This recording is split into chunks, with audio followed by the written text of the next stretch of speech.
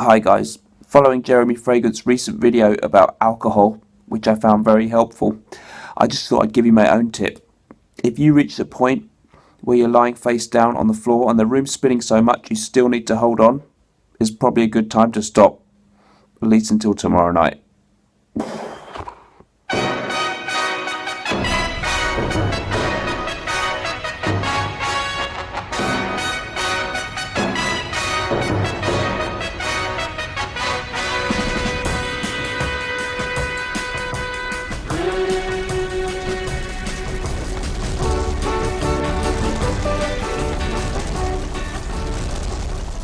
Hello everyone, thanks for joining me again. So today we're going to be having a look at the new one from Acqua di Parma, and this one is called Colonia Pura. I've got my little sample here. I've had two samples. This is the second one that I've nearly finished working my way through. So before we hear what I think, let's find out a little bit more about the fragrance. Acqua di Parma have been making fragrances since 1916 when they brought out the original Acqua di Parma Colonia. Nowadays we have numerous flankers to that one and a few different lines in the house's catalogue. Pictured here on the screen we can see Colonia Assoluta, the original Colonia. We've got Intensa and Essenza. On to the notes on Colonia Pura then. In the top we've got bergamot and orange, in the mid jasmine, sambac, narcissus and coriander, and in the base we have patchouli, cedar and white musk. The perfumier for this one is Francois Demachy, who also did Colonia Intensa. He's also the man behind Dior Homme Parfum and Dior Eau Sauvage Parfum, and he reformulated all the Dior Hommes when they were changed a few years back. So let's see how he did with Colonia Pura. This fragrance is now available in John Lewis in the UK, so I went down there. Prices are £66 for 50ml, 100ml is £91, and 180ml is £120. I haven't seen this one advertised for sale online in the USA yet, but I do know that, for example, Colonia Essenza is on Amazon USA at 50ml for $78.53 or 100ml for $99.34, so it's likely to be similarly priced. So, how does this one smell? I've got some on my hand here. Been wearing it for a couple of days now, and I've got a little bit on paper strip here. First thing you have to say then is it's a great opening. Really lovely, sharp citrus, as you would expect from Acqua di Parma. They're known for colognes with really great citrus notes, and this one delivers that. Beautiful bergamot and lemon combination. Crisp, sharp, a little bit musky, and in the opening you get the note of jasmine. I'm not great at picking out different notes, particularly florals, but jasmine I can smell, and I really enjoyed the jasmine note in this one. Gives it a little bit of a white floral, almost a sweetness, and I think Narcissus Absolute is supposed to be a little bit similar to jasmine. So that all ties in. It's beautiful.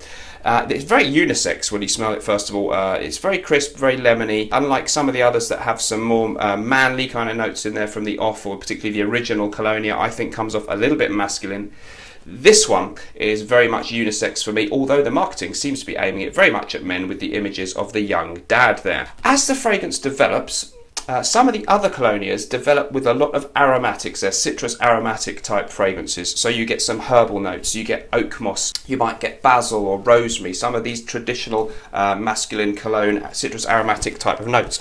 So when I compared my Colonia Pura with the original Acqua di Parma Colonia, the original from 1916 smells positively old-fashioned and dated because it's got this oak moss stuff going on in there. There's a lot more lavender. It's got more of a barbershop feel. This one doesn't really have a barbershop feel. Similarly, Colonia Assoluta, another real favourite of mine, which is by Bertrand Duchefort and Jean-Claude Eleanor, the great perfumiers, teamed up on this one.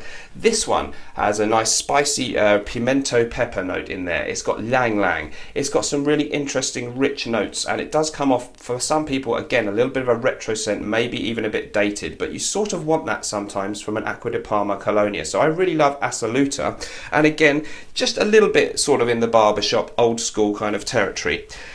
The Colonia Pura then, the new one, I think steps away from that a little bit, and what we have is a very transparent, crisp, almost icy, fresh, citrusy scent. It's more in the vein of things like 1861 Renaissance from Xerjoff, a brilliant citrus niche fragrance that doesn't have any particular old-fashioned or dated feel, just really, really nice, realistic citrus.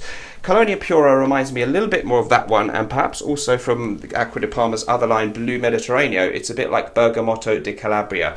Very light, very fresh, very modern smelling, and without the dated retro feel that perhaps they're trying to get away from with this release. They're trying to appeal to young men, people who are used to maybe designer fragrances, people who might be put off by by some of the old school barbershop connotations of Acqua di Parma Colonias. I really love Colonia Essenza, actually. That's my favourite. That's a hell of a lot more rich and interesting in the dry down than Colonia Pura. That one has got some patchouli in it as well. It's got rose in there and much more of a kind of deep, rich feel. And it's got neroli in it as well. I find that one to be deeper, richer and more strongly performing. I'll come to performance in a minute. Pura then dries down slightly disappointingly compared to the rather thrilling and beautiful opening. It's just a sort of soft, clean, crisp, woody, musky dry down. It doesn't seem to perform terribly strongly so far from what I can tell. It's only a first impression, so I'm not really rating performance here, but my inclination is that it performs less well than Essenza and possibly at best around about as well as Assoluta, or maybe a little bit less well than that. It's very soft, very subtle. You might like that, could be a good thing.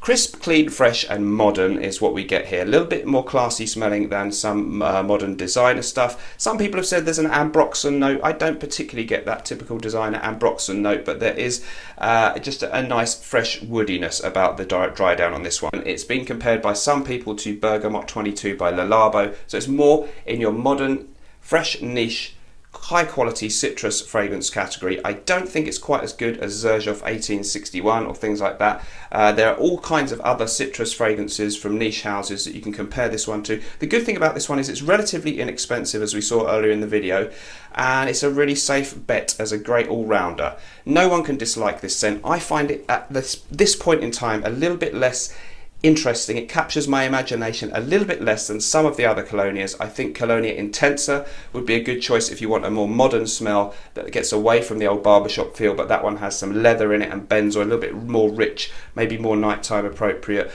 packs a little bit more of a punch, got a bit more going on. This one, very crisp, safe, clean, nothing to dislike here, but perhaps slightly less adventurous, little bit safe maybe compared to some of the others, so that's the potential downside. I might do a full review soon, hope so. We'll see if I think it's worth getting a bottle. Let me know if you tried this one and if you like it, and your thoughts if you haven't tried it. How excited are you? What are you anticipating from Acqua di Parma Colonia Pura? Thanks very much for watching. Remember, whatever we're doing, let's project, and I'll see you in the next video. Bye bye.